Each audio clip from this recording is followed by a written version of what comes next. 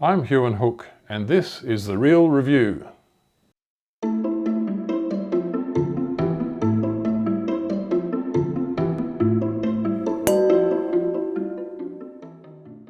The wine we're tasting today is Eldridge Estate of Red Hill Pinot Noir Clonal Blend 2018 from the Mornington Peninsula.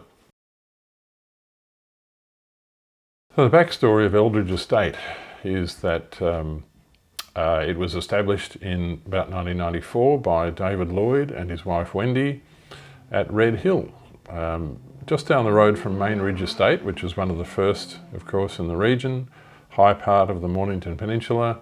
Red Hill, of course, named after the soil type, which is red basalt. Very different to the soil that's on the lower parts of the Mornington Peninsula, especially up the northern end where Mooraduck Plains are, where the soil is not volcanic. Anyway, David was already a very well experienced winemaker. He'd worked about 20 vintages under his belt in other parts of Australia. And he, like a lot of people, eventually came around to the idea that he wanted to produce fine Pinot Noir and Chardonnay in a cool site, which drew him to the Mornington Peninsula, not just to the peninsula, but to the highest parts of the Mornington Peninsula. It's a very small vineyard. It's only 4.3 hectares in size, but David manages to grow 8 different clones of Pinot Noir and about 5, I think, of Chardonnay, but we're looking at the Pinot today. So he's very much into the differences in clones between the clones and how they affect the flavour and the structure of the wine. David makes not just Pinot Noir and more than one Pinot Noir, but he makes Chardonnay and more than one Chardonnay. He makes a Fumé Blanc, which is a barrel fermented Sauvignon Blanc. Another very interesting wine he makes is the PTG, which is a blend of Pinot Noir and Gamay. In Burgundy they do this and they call it a passe tout grain, which means that all of the grapes go in, the Pinot and the Gamay. It's about 50-50 Pinot Noir Gamay, and he also produces a straight Gamay. So there's a lot going on for a very, very little vineyard. The 2020 vintage was his 25th at Eldridge Estate, so he's had 26 vintages now. Unfortunately for the 2020 vintage, he was in hospital because he had stage 4 cancer, and he's had a lot of battles on his hands, but he was able to make a 2020 vintage with the help of a lot of other vignerons on the peninsula. An example of people pulling together when there is an adversity. A great story. So the vineyard at Eldridge Estate is all dry grown, it's hand harvested, it's destemmed. He doesn't believe in stalks too much.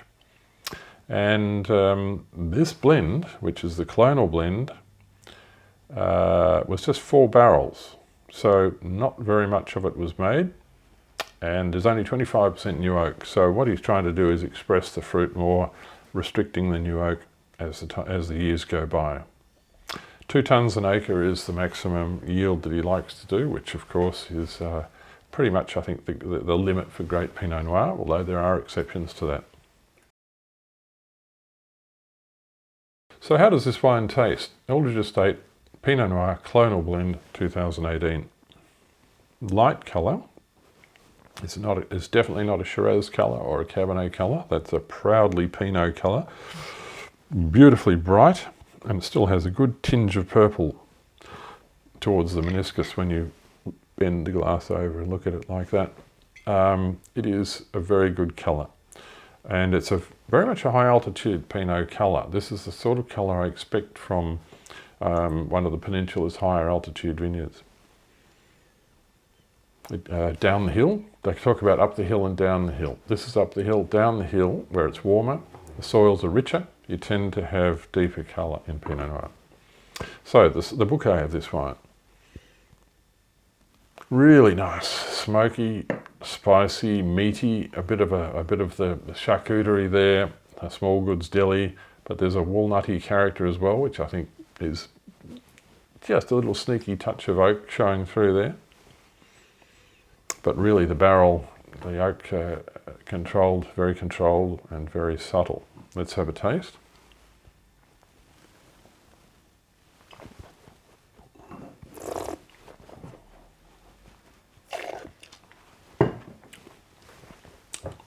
beautifully finessey wine. Wow, that's a wine of finesse.